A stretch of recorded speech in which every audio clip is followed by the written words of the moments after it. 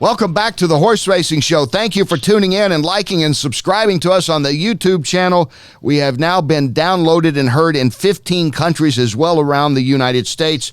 And one of the really good guys in the sport of horse racing, one of the most interesting guys, is our guest now. He is the Hall of Fame trainer, two-time Kentucky Derby winner. Carl Nafzger joins us, who is also an author that we'll talk about later, as well as bull riding. And that's the great thing. You can just sit down and talk to Carl Nafzger about anything. So how are you, Carl?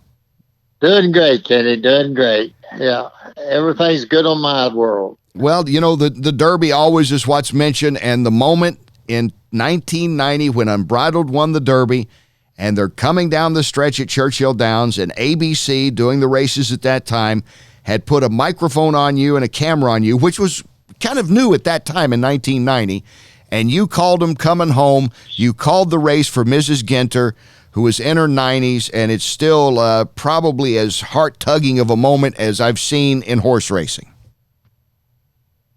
Well, it'll never happen again for one reason. Now everybody knows they're mic'd and they're on television. We did not know. We knew we was mic'd, and we answered a question for Pat, but we did not know we were on television during the race. They said we wouldn't be.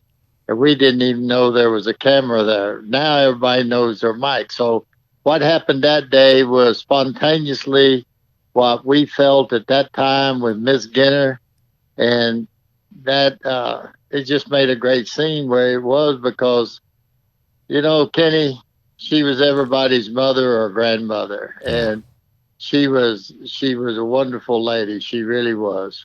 And you know, I don't think anybody will ever forget that moment. And by the way, that was a good race call you gave. Well, I was watching only one horse. And that's all that mattered in 1990 at the Run for the Roses. That's right. And it turned out great. And like I said before the Derby, they asked me about it. You know, they said, you know what? Because Unbridled was the first horse we ever ran in the Derby.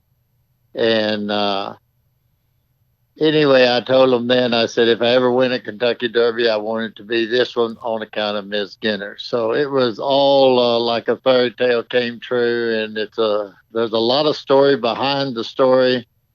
Someday we'll have to get on the air and tell the story behind the story that got us to be the ABC, why ABC mic'd us instead of somebody else. We have time if you want to tell it. That's the great thing about this show. Well, see, at that particular time, Neil Howard did not want to wear it. Laz Barrera did not want to wear it. They had Mr. Fisky and Frisky. Yeah. Mr. Ficky, as Mr. Barrera called him, and Summer Squall. And anyway, it all started years earlier when I got out of Cal Poly horseshoeing class out there. Been in it. It's a 4-month course. It's great. And I was working for Polo Ranch. And I was shoeing the horses, breaking the thoroughbreds, and feeding cows and riding bulls on the side. And this young girl came walking in as I was shoeing horses and said, "Can you shoe horses?" And I said, "Yes, I think I can." She said, "Well, don't soar this one up because I'm riding him in the Cheyenne Parade for the Cheyenne Frontier Days. And that's my horse you're shoeing." I said, "Okay, Karen, that's good." Well, what happened after that, Karen married a guy by the name of Kurt Gowdy Jr. Yeah. Kurt Gowdy Jr., as you know, was the producer of the ABC Wide World of Sports deal, him and Jim McKay and them. Right. So, of the racing. So not anybody wanted to wear it. So he came to me and he said, "Carl," I knew Kurt and knew his wife, and I'd worked for her father. And I said, "Sure, I'll wear it." I said, "No, I won't be on." No. He said, "Yes, anytime you can listen to what's going on, but we won't come to you until you talk to Jim McKay and answer a question, and we'll do that right after the post parade." I said, "Okay." So I'm all day long. I pull it out, put it in my ear, and it says, "Ah, it looks like Mr. Fricky will go to the front end and win the race." And now Summer Squall tactical speed. I take it out, put it back in my pocket. Uh-huh. So that's the reason I ended up being Mike. Now, after the after I answered the question, I took the little thing out of my ear and stuck it in my coat pocket Uh-huh. and said, "That's it." And then Miss Genter, the television set that we were watching, you could not see anything because the sun had came out and them Yeah. old televisions you could not see. Yeah. So I said, "Put Miss Genter here by me, and I can call the race for her and tell her where her horse is." So they put Miss Genter right by me, and the rest of the story, you know. So there was a lot of story behind the story. Thank you for sharing that, because I did not know that. I've known you since Unbridled. We met at Churchill, I believe, in 1990, maybe a little bit before then, and I never knew that story till just now. Thank you. Well, that's how it happened, and so I'd take it. You know, Jim McKay asked me what about the track, and I answered that. And when I answered it, then I thought, you know, boom, boom, that's it. I put the deal away, and I said, "Get Miss Genter by me." And then I called ever. You know, I said, "Miss Genter, we're running good here. We're laying 11th, but we're relaxed. We're in good position." And then I said he started his move, and I said it between the 3/8, a half a mile and 3/8, and I said, "If we don't get in trouble, he's running good." And at the head of the lane, I said, "Miss Genter, we're taking the lead. You're gonna, you know, that's when everything got out of control." So, Oh, and aren't those the best moments? The ones that you can't plan. If they had positioned Miss Genter next to you and they'd planned there, it would not have had the same magic. And that's what made it, the genuineness made it work. That's why I said it'll never happen again. Never. You know, when we won the second Kentucky Derby, I'm standing by Mr. Taffel, and they go across the line, and I say, "Yes." Yeah, I remember. And how was that to win it a second time with Street Sense as you did in 2007? What was that feeling like? It had been a few years apart, and you're back in the scene, and you weren't the guy that tried to have the 3-year-old every year. I mean, but when you arrived, people paid attention, and they did with Street Sense, who had at that time was the Breeders' Cup Juvenile winner, and that was against you because no Breeders' Cup Juvenile winner had ever come back at 3 and won the Roses. Well, I only ran 3 horses in the Kentucky Derby, and one of them finished next to last. The other 2 won. But like you said, the first one, like I tell everybody now, enjoy it. You're here, enjoy it. You made the cut. Enjoy yourself. Don't try to become the Derby. The second one that we won, Street Sense, gave us a lot of pressure because I had always said I thought he could do this, and I wanted to do it. And everybody said, well, it's a jinx, you can't do it. And I said, it's a mathematical problem if you stop and think. You're one horse that wins the juvenile, and now you got however many folks in that crop, 18,000, 22,000, sitting out there to beat you. I said, it's a mathematical deal. But I said, I said it today in the Breeders' Cup. I said, maybe he'll win the Derby, the Triple Crown. Yeah. Because I knew this colt had not matured yet. And to get the breaks and to win it was a lot of, not pressure, but a lot of, you want to really do something that hadn't been done before. Okay. Yeah. And I remember talking with Hall of Fame trainer Carl Nafzger. I was fortunate enough to interview you for NBC after that Street Sense victory, if you remember, as you were walking to the winner's circle. And what I remember most, I looked up and Richard Petty, the king of car racing, comes over and wants to shake your hand right as I'm getting ready to interview you. I remember that moment well. It was a moment that I felt like I was on top of the world, and Petty was there. Like I tell everybody, when you get here, don't try to become the Derby. Relax, enjoy it, get your horse ready, and it's a long ways around there, and there's only one of you going to make it home first. Well, you talk about doing something first. You did that with Street Sense, Breeders' Cup Juvenile winner who actually comes back and wins the Derby the next year. And you did it with Unbridled, the first Kentucky Derby winner to win the Breeders' Cup Classic in the same year as a 3-year-old. Other Derby winners had done it, but you were the first. One other horse. As a 3-year-old at that Yeah. time? Yeah, Cielo Salute. Oh, but he hadn't won the Classic, though. He hadn't won the Breeders' Cup Classic. Yeah. No, maybe. Yeah, the Classic, yes. Yeah, you were the first because Ferdinand had won and Ali Sheba had won, but they came back after their Derby. They were 4-year-old, but I think to this day it's you and of course American Pharaoh when he won the Triple Crown and also won the Classic. But at that time, like the Derby winner was not considered a threat in the Breeders' Cup Classic to win it. The Derby winner in the same year, Carl, as a 3-year-old, and as a 3-year-old, yeah. and he was an unbelievable horse. He really was. We called him the gentle giant. Yeah.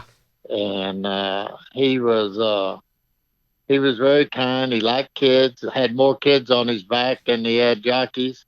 Yeah. And they switched around. Craig jumped off, rode Smile. Everybody was jumping. Pat Day was committed to Summer Squall. I'm talking about every race, different things. Right. Ended up, Pat Day got on him then again for the Breeders' Cup Classic. And I tell you, Pat had the perfect style for him, patience, timing, and would keep him out of trouble where he never would have to check him, and the horse would do the rest as he built momentum, yeah.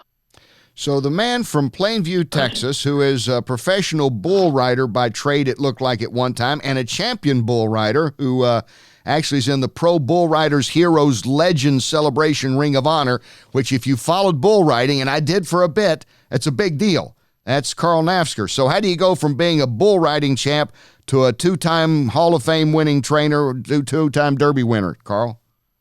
Well, there's a lot of similarities there, and if you stop and think about it, Kenny, you're both working with animals, and animals have a very unpredictable nature, and I worked with animals all my life, but animals are very honest about what they do and how they do it, and the rodeoing, I was a member of the PRCA now. It used to be the RCA, now it's PRCA. Mm-hmm. And we had about 700 sanctioned rodeos, and as long as you was in good standings, you could go anywhere you wanted to, over those 700.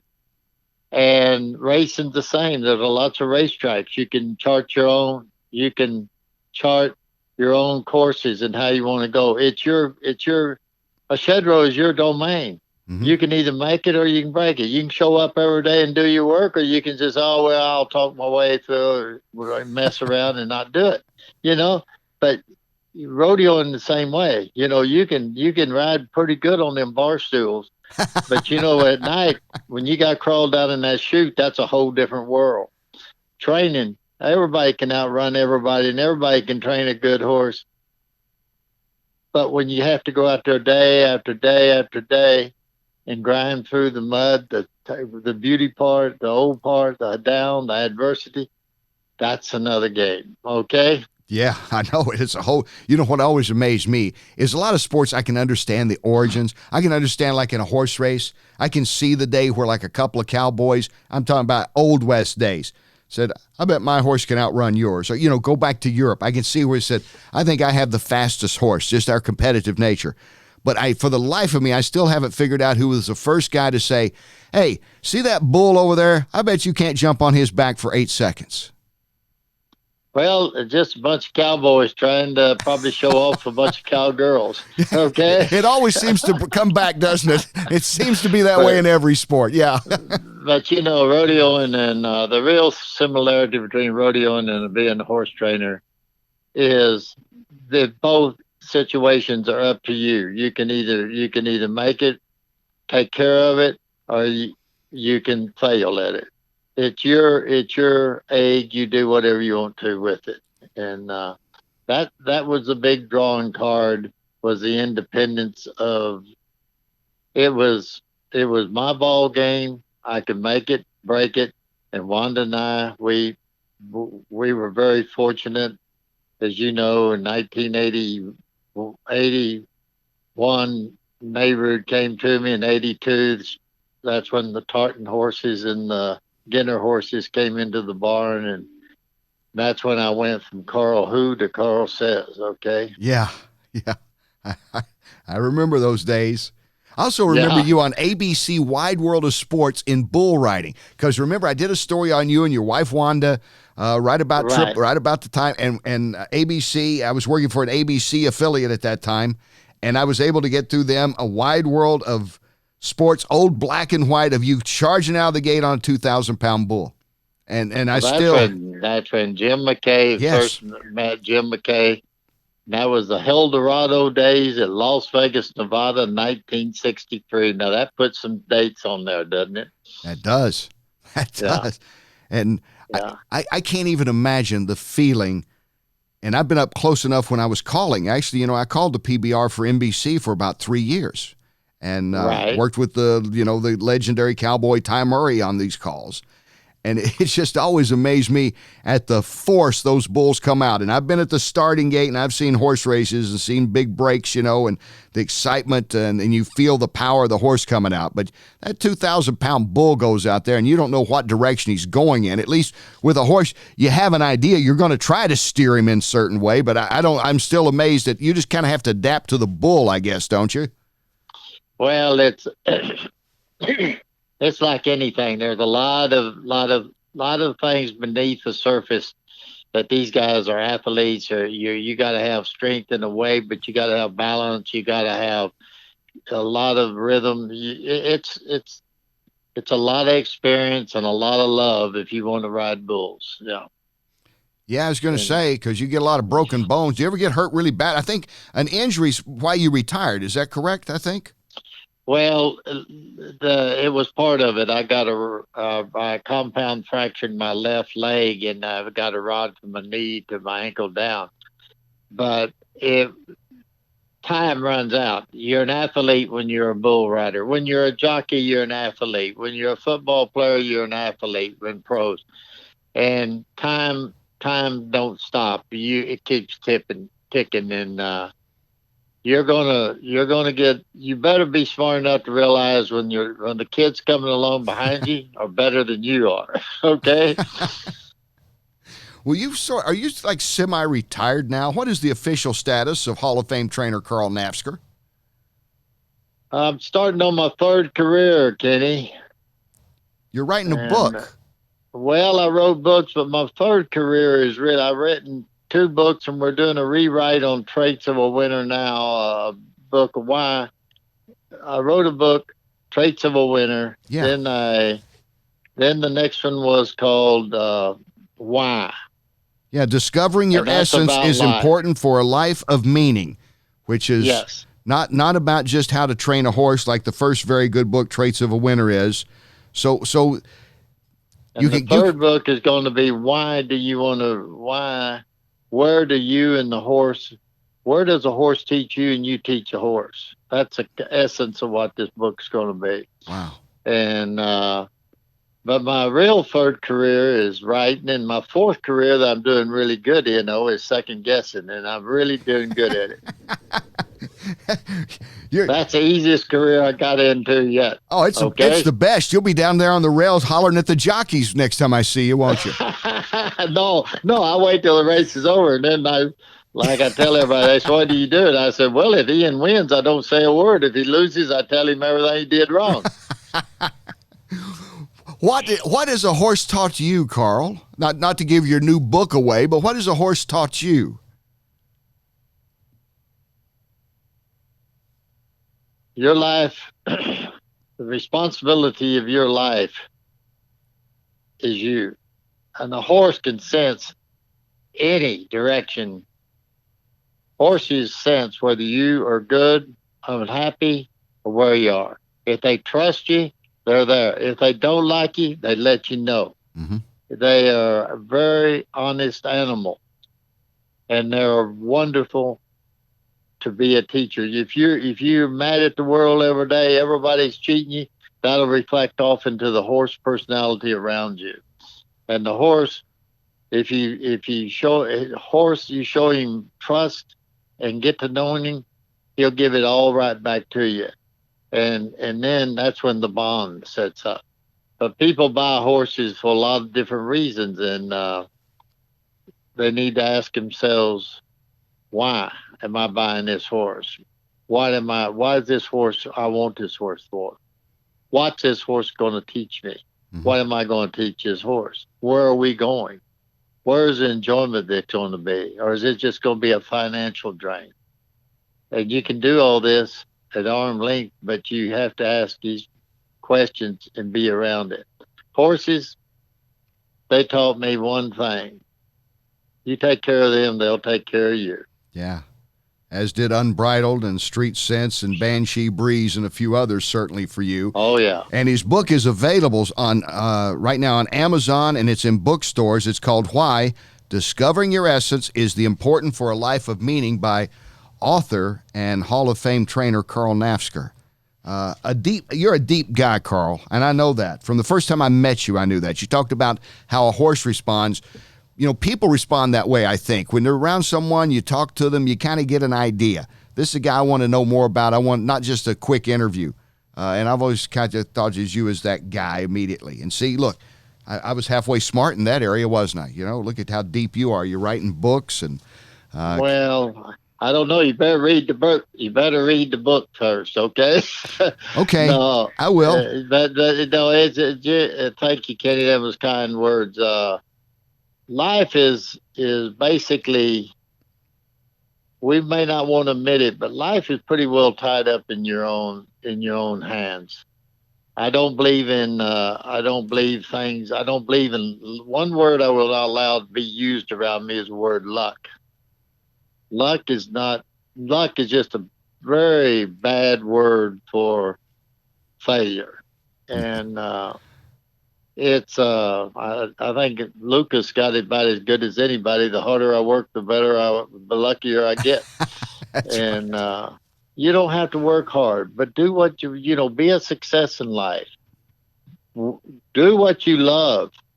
If you do what you love, you cannot fail because you will succeed. And then you might do what you think you love, and you might realize, this is not what I love. You didn't fail. Yeah. That's a success. You learned something. Now go out and do this other thing you think you love. Right. And love and success is not measured by wealth or anything. It's measured by your outlook on life. And you may want to, as the example in the book, you may just want to get married, have 2 or 3 kids, get them educated, have a great family life. And you work at a job all your life. It's not a job, it's just an everyday job. But your success is because you see your family happy and growing. And you've got to combine a lot of things in life to make this work. You've got to have a great networking. You've got to know the principles, go by the truths, and you have a successful life. As you have had, my friend, pro bull riding champ, retired bull riding, and then you go into the Texas Rodeo Cowboy Hall of Fame. You win 2 derbies, Hall of Fame trainer. Carl Nafzger, it has been a real pleasure having you on with me, my friend. It's great to catch up. Kenny, as all the years behind us, yeah, thank you, and it's been great being part of it, and I wouldn't trade it for $1 million. Well, listen. We got to get you back and go buy that book, Why. It's on Amazon right now. Everything's on Amazon. Check it out, Why by Carl Nafzger. And best wishes with that, and we'll get you back on when the next book comes out, if not before. Okay, thank you a lot, Jenny. All right, thank you, Carl. More coming up here on the Horse Racing Show. Stay with us.